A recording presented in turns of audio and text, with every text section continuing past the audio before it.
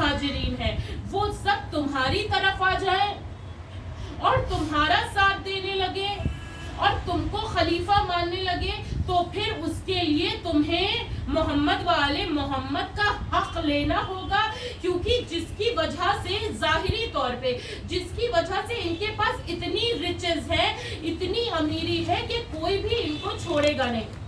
ان کو ظاہری طور پہ، یہ ظاہری طور پہ میں بول رہی ہوں، ان کو ظاہری طور پہ اتنا غریب کر دو، اتنا غربت میں کر دو کہ غریب کو دیکھ کے لوگ خود بخود چھوڑ دیں گے ان کو اور تمہارے ساتھ آ جائیں گے جب تمہارے پاس اتنی مال و دولت ہو۔ آج بھی دنیا کا یہی دستور ہے نا کہ اگر غریب رشتہ دار ہے، یا غریب رشتہ دار تو چھوڑ دے، غریب بھائی بہن بھی ہوتے ہیں اگر، تو ہم ان سے ملنا پسند نہیں کرتے ہیں۔ تو اس دور میں بھی یہی ہونا تھا، تو یہ صلاح دی گئی کہ ایک تو ان سے یہ چھین لیا جائے، اس کے بعد واپس کیوں نہیں دیا جائے؟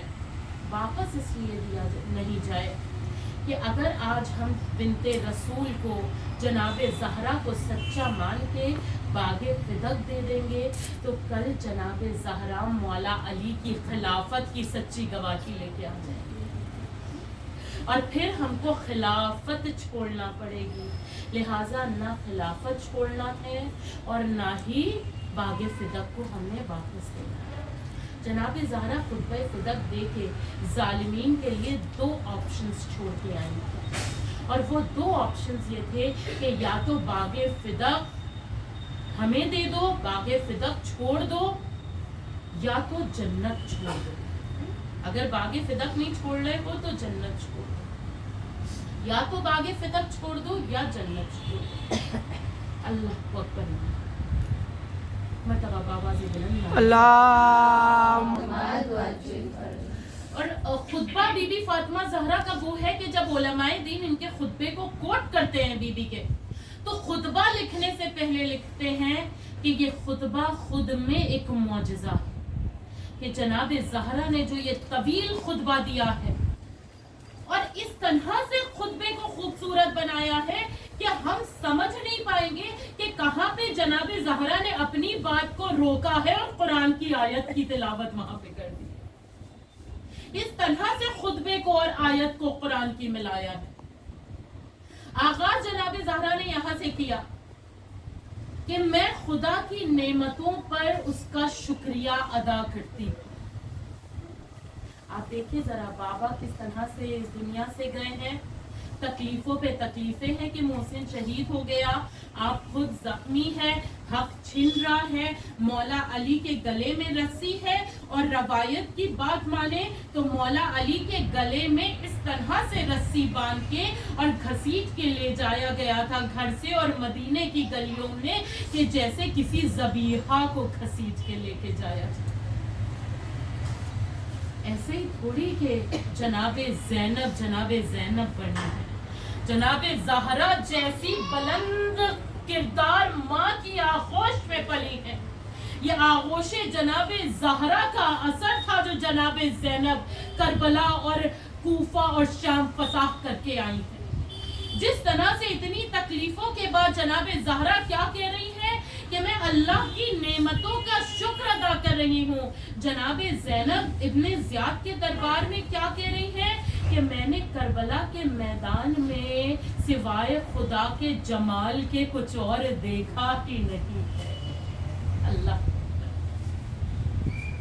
پھر جناب زہرا ارشاد فرماتی ہیں کہ میں گواہی دیتی ہوں کہ خدا ایک ہے، تیرے سوا اور کوئی معبود نہیں ہے، اسے آنکھ دیکھ نہیں سکتی، یہ آنکھ نہیں دیکھ سکتی ہے، لیکن ظاہری آنکھیں نہیں دیکھ سکے، لیکن باطنی آنکھ ہے جو اللہ کو دیکھ سکتی ہے نا۔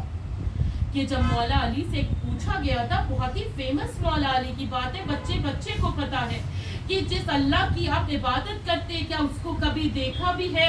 تو مولا علی نے کیا کہا تھا؟ جس رب کو دیکھا نہ ہو اس کی عبادت ہی علی نہیں کرتا ہے۔ پھر جناب زہرا کہتی ہے کہ اسے زبان سے بیان نہیں کیا جا سکتا، ہم محمد والے محمد کے فضائل फजाइल बयान करने से कासिर हैं, हम उनके फजाइल बयान नहीं कर सकते, तो फिर अल्लाह की फजीलतों को, अल्लाह के फजाइल को कैसे बयान कर सकेंगे? उसकी कोई इंतहाई नहीं है, कोई लिमिट नहीं है।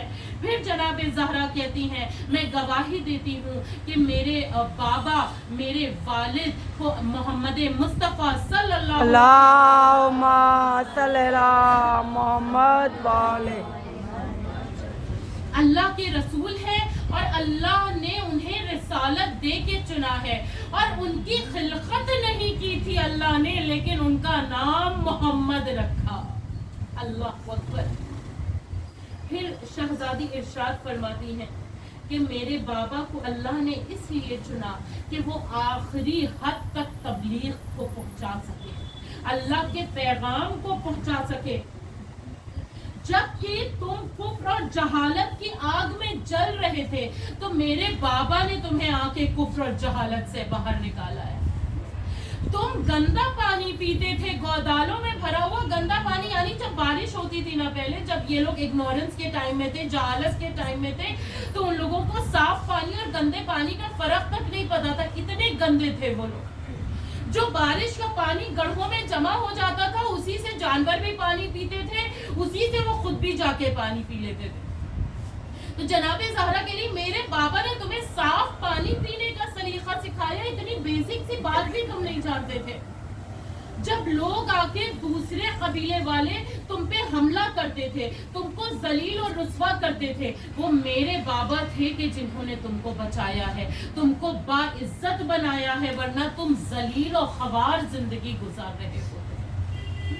फिर जनाबे ज़हरा कहती है कि जब भी कोई दीन पे मुसीबत का वक्त आता था, तो मेरे बाबा अली को आगे जंग के लिए, जिहाद के लिए भेज देते थे। तुम आराम से अपने घरों में रहते थे, लेकिन मेरे अली, मेरा शौहर अली और मेरे बाबा के चचा जाद भाई अली, सब रिश्ते भी जनाबे ज़हरा बताती जा रही हैं, वो जिहाद करते थे, सख्तियां सहते थे अल्लाह की राह में, लेकिन तुम आराम से अपने घरों में रहते थे।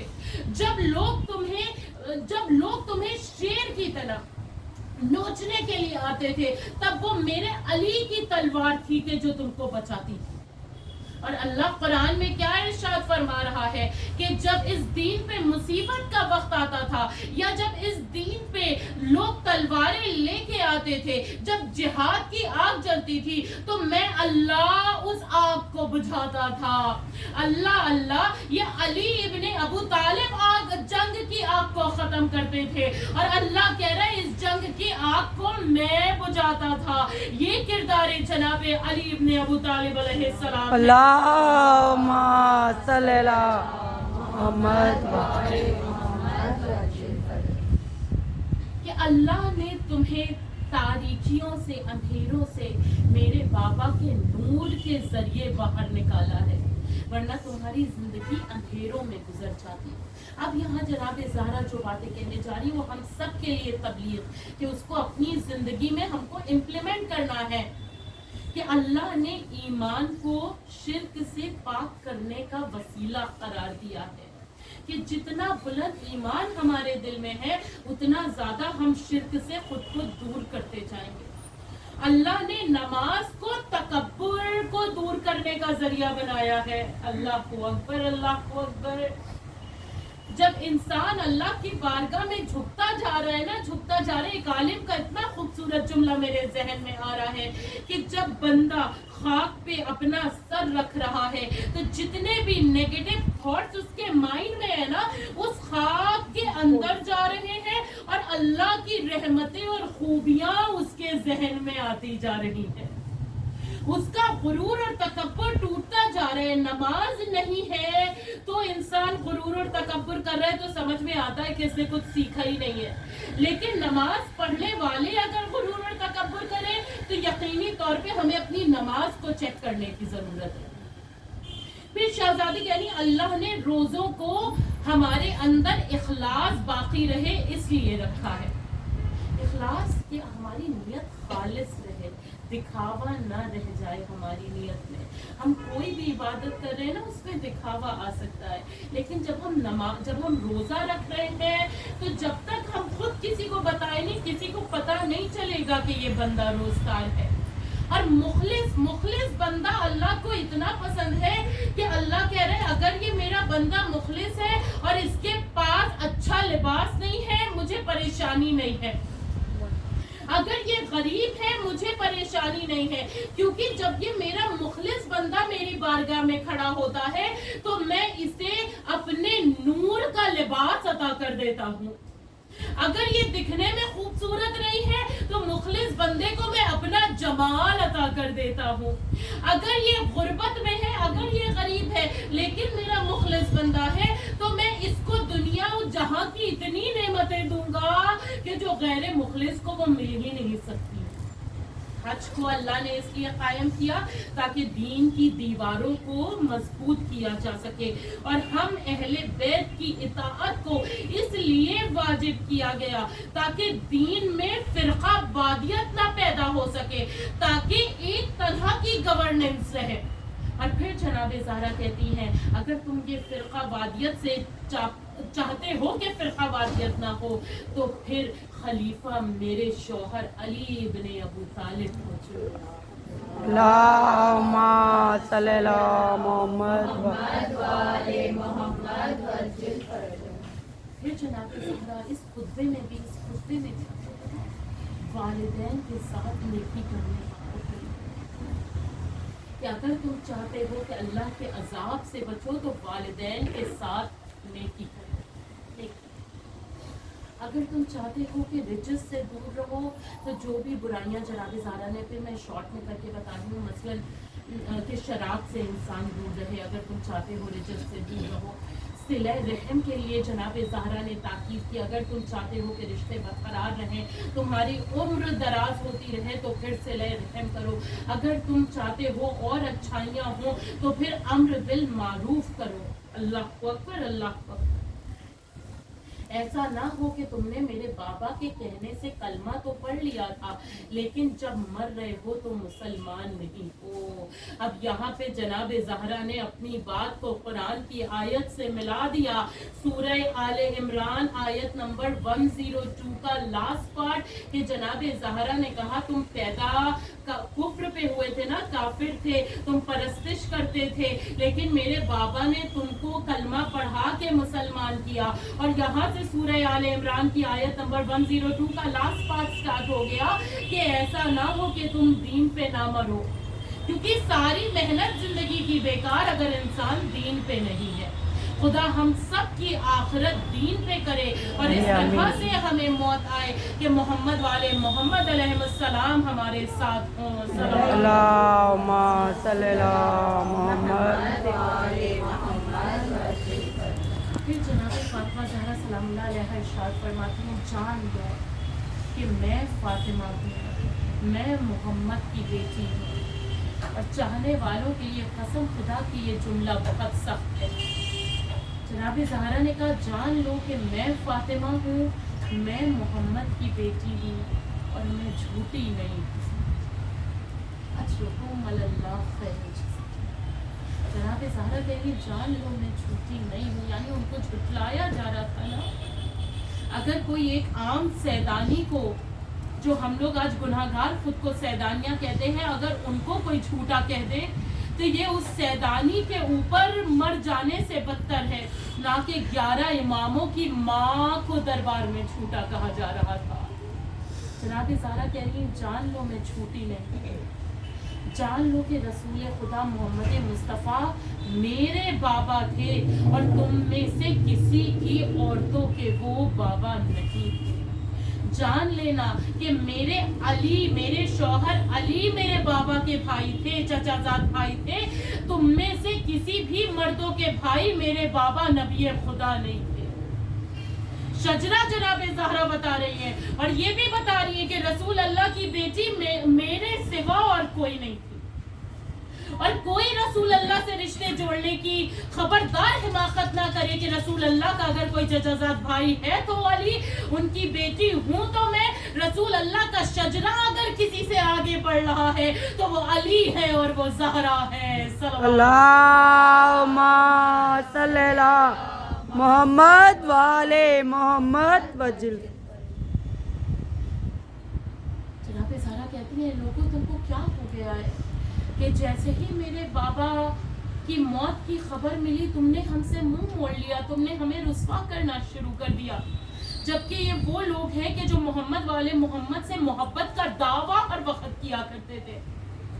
ایک شاعر جو عید غدیر، جو رسول اللہ کی شہادت سے کچھ مہینے پہلے ہی تو عید غدیر ہوئی تھی نا، اسی کے بعد رسول اللہ کی شہادت ہوئی تھی، عید غدیر میں وہ مولا علی کی شان میں قصیدے پڑھ رہا تھا، اور اب جب رسول اللہ کی شہادت کے بعد خلافت مولا علی سے چھین لی گئی ہے تو اب وہ نقلی خلیفاؤں کی شان میں قصیدے پڑھ رہا ہے۔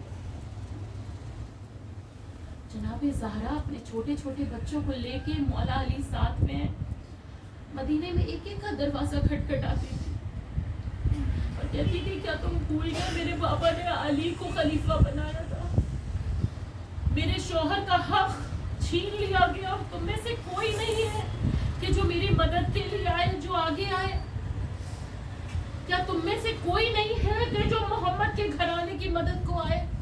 میں ہاتھ جوڑ کے کہوں کہ جناب زہرا یہاں پہ تو صرف مدد کرنے کی باری ہے، ان کا ضمیر اتنا مر چکا ہے کہ جن لکڑیوں کو درے جناب زہرا کو جلانے کے لیے جمع کیا گیا تھا، مدینے کے لوگوں نے 3 مہینے تک جناب زہرا کے گھر کے باہر سے ان لکڑیوں کو اٹھا اٹھا کے اپنے گھر کے چولہے جلائے ہیں اور وہ کھانا بنایا ہے۔ اللہ خیر الجزا، خدا آپ کے آنسوؤں کو آپ کی شفاعت کا ذریعہ بنا دے۔ اب ذرا سوچیں کہ آپ ہم سنتے ہیں تو ہم برداشت نہیں کر پاتے ہیں۔ جناب زہرا مولا علی اور جناب زہرا کے بچوں نے یہ ظلم ہوتے ہوئے دیکھا ہے۔ ہم سب جانتے ہیں نا کہ جب جناب زہرا 18 سال کی عمر ہے اور دربار میں آپ گئی ہیں، اور جب آپ دربار میں گئی ہیں تو آپ کے سارے بال سیاہ تھے، اور جب آپ دربار سے واپس آئی ہیں تو آپ کا ایک ایک بال سفید ہو چکا تھا۔ جناب زہرا کے دربار میں جانا ہی اتنا بڑا مصائب ہے کہ آیت اللہ بروجردی جب ایک ذاکر مجلس پڑھ رہا تھا اور مجلس پڑھتے میں اس نے یہ کہا کہ جناب زینب شرابی کے دربار میں گئی تھی، تو آیت اللہ بروجردی کہتے اب اسی وقت مجلس کو تمام کر دو کہ اس سے بڑھ کر کوئی اور مصائب نہیں ہے کہ علی کی بیٹی دربار میں ہے، آج علی کی زوجہ دربار میں جا کے آئی ہے۔ اجرکم اللہ خیر الجزا۔ اور آپ کو پتہ ہے رسول اللہ سے کیے ہوئے وعدے کی بنیاد پہ مولا علی اس وقت اتنا اپنے آپ کو ایسا محسوس کر رہے ہیں کہ اگر تلوار نکال لی علی نے تو کوئی زندہ نہیں بچے گا، اور جناب زہرا سے کہتے ہیں زہرا میری مدد کریے کہ علی تلوار نہ اٹھا سکے۔